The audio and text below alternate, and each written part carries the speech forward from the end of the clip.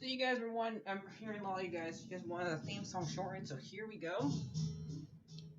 This girl reviews movies, games, and books. Sometimes she plays them. So does that. And when she does it with the cat, does that make her crazy? Does that make her crazy? Probably.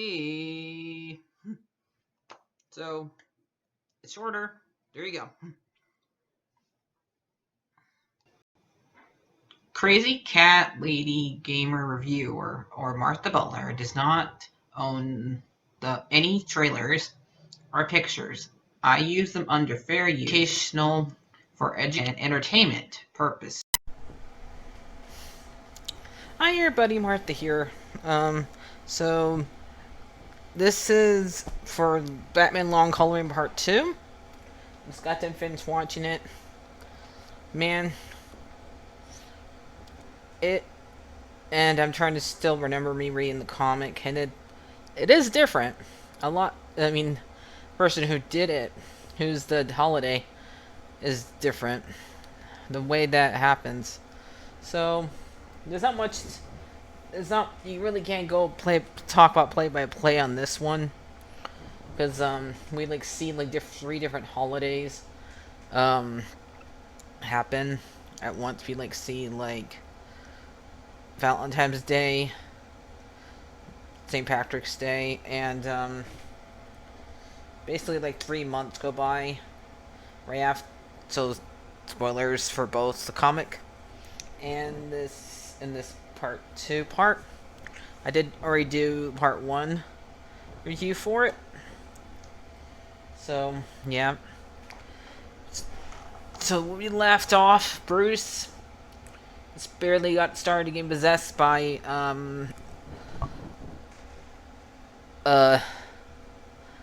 Poison Ivy, so Carmine can have, control of the Wayne group.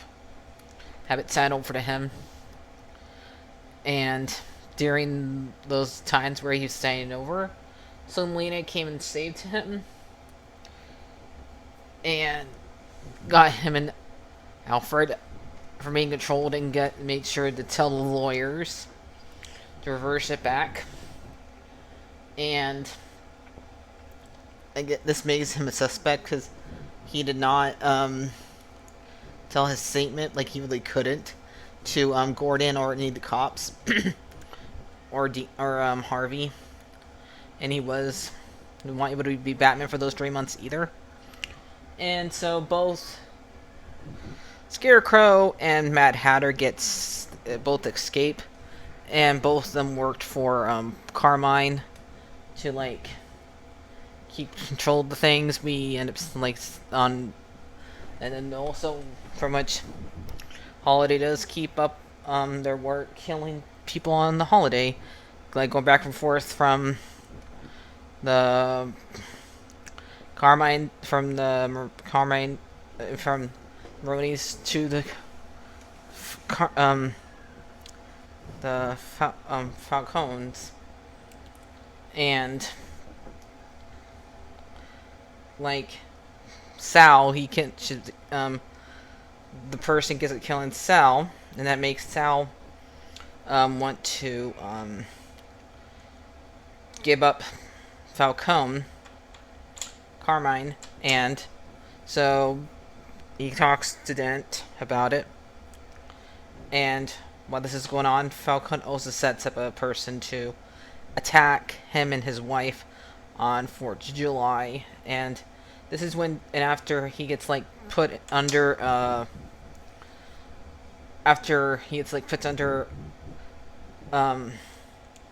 dock after Selena tries to save him, but she's not able to. So he runs off because he's about to because apparently the guy who was hired to attack him was killed by Holiday, and he was covered in blood. So basically he could look like he did it. And so he escapes and tries to go to court next day to end up doing it. And this is also when This is when Batman stops Scarecrow and Mad Hatter, which Mad Hatter looks weird in this animation. Like his neck's so long. I mean, I like the animation in this, but some of the villains look weird in this.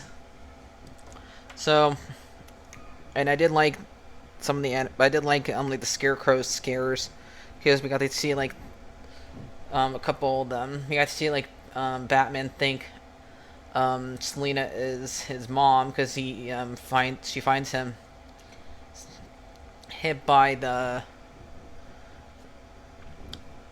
Scarecrow spray. Like he like tries wearing a mask so he wouldn't have it, but he ends up hitting him with a needle, so he does it that way.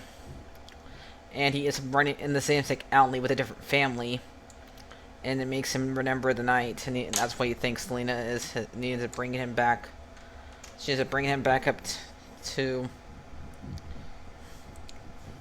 his house. And so back to what's going on with Harvey. Somehow Sal changes his mind and puts the acid onto his face that turns him to Two-Face, but he was already acting weird, and like Two-Face is already starting to rear his head inside of his head and make him think other thoughts. But always the scars. Once the scars show up, Two-Face, Harvey cuts out, and Two-Face is here to stay. He was already playing with the coin and deciding stuff and stuff like that with the coin. So Two-Face was already showing his face before he was even born, which what usually happens with him. It's already like showing. There's already times where he shows effects of him before the scars happen. So it's like hints that Two-Face is already there before the scars happen. The scars just immense it. So he ends up escaping the hospital, and he runs into Solomon Grundy, and him and Grundy, come up with the idea to attack Saul on the way to the police station around Labor Day, because that's what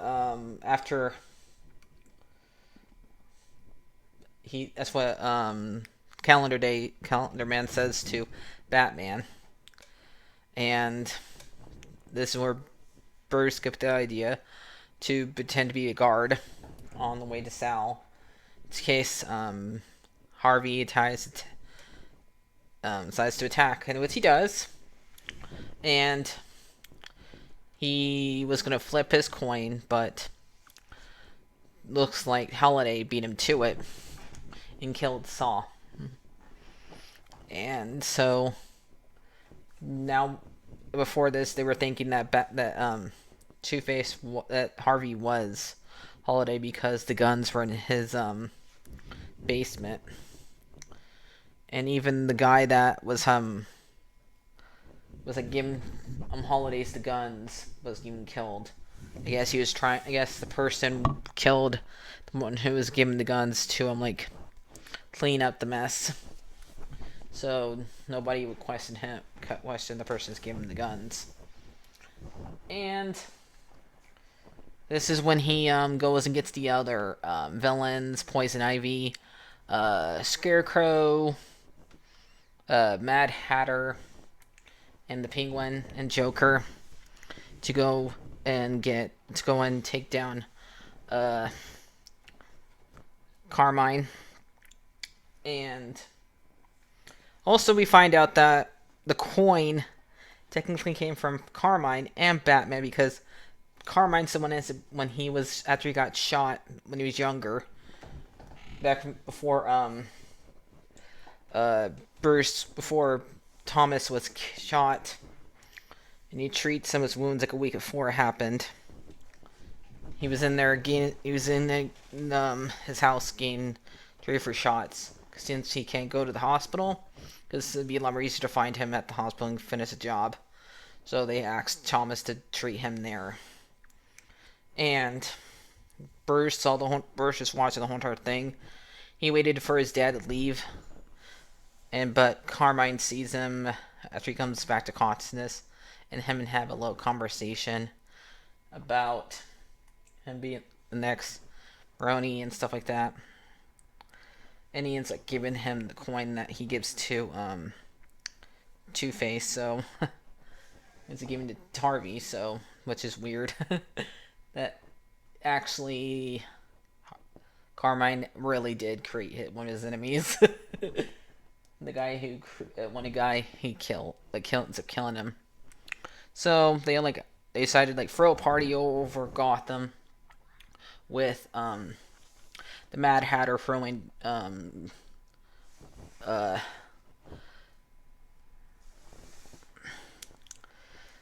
detonators, so the cops would get thrown away, so they can break into the Carmine's tower, and they end up almost killing Sophia. The Penguin almost kills him, which is she looks a lot bigger than she did in the Gotham TV show. She's she's towering over her own dad. And yet in Gotham she was like a regular sized lady. So we also learned that Catwoman Selina's dad is Carmine. We don't know. She doesn't know who her mom is though. So that makes Catwoman a Falcone. And the only one that's still alive that we know of after this, I guess, because I'm guessing Holiday did not know about Selina. So, since she changed her name. But so they attacked, and Harvey ended up flipping the coin and ends up killing Carmine after Selina and Bruce try to save them, but they couldn't, and then Sophia ends up falling off a building, and this time she's actually dead. So Selina did try to save her half sister, but she wasn't able to. So, I mean, she is a lot bigger than her. She was probably too heavy for her to pull her back up, sadly. So, and after this, Harvey turns himself in because he got his work done. He was able to prove that justice is blind. You can you can flip a coin and the coin will decide if that person lives or dies. And the coin decided it. So he turns himself in, and this is when we find out that who is Holiday this time around, because remember I told you in the first parter, technically,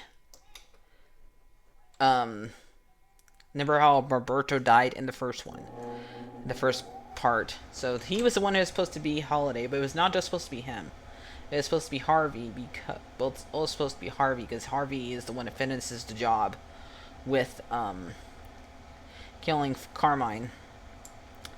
And so, but we find out this time around, it's Gildula who ends up being Holiday, because Batman finds her burning the evidence, the costume, the guns, and the pictures, because apparently her and Alberto were together, and they had a baby out of wedlock, and Falcone found out and made her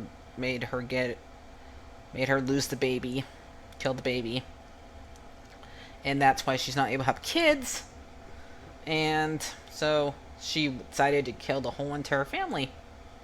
But she did not know her doing this would mess up her husband. So, but Batman, as far as we know, doesn't do anything about it. But so there is a little bit a little post-in credit. Batman gets to have three different trick-or-treaters. The little boy that he walked into after he got sprayed by Scarecrow. And for some reason, after that kid left, Oliver and Barry showed up in their costumes. Okay, what the hell? Flash and the Green Arrow, and that's how the movie ends. So this movie was great. Yeah, it did have some differences. I don't know. I'm trying to remember if Selena did reveal that she used a Falcon herself in the comic, but I liked it. I like the fact they changed it. It's okay when they get like make it like a good reason, not the way they did in Hush with the Riddler, because it was just weird, the fact that that one's just weird. This one makes more sense, and she had a good motive, and it made it where the whole entire movie was still a mystery. Kept me guessing during it. And I liked the fact that it kept me guessing. So I'm gonna give this one an 8 out of 10. It's worth watching. So go and watch it. Hopefully you already did, because I spoiled the ass out of it. So bye bye. Martha Butler, this is Batman calling from Wayne Manor with a shout out just for you. I am vengeance. I am the night. I am Batman. Okay, this is Kevin. Well, good luck with your Crazy Cat Lady game reviewer podcast.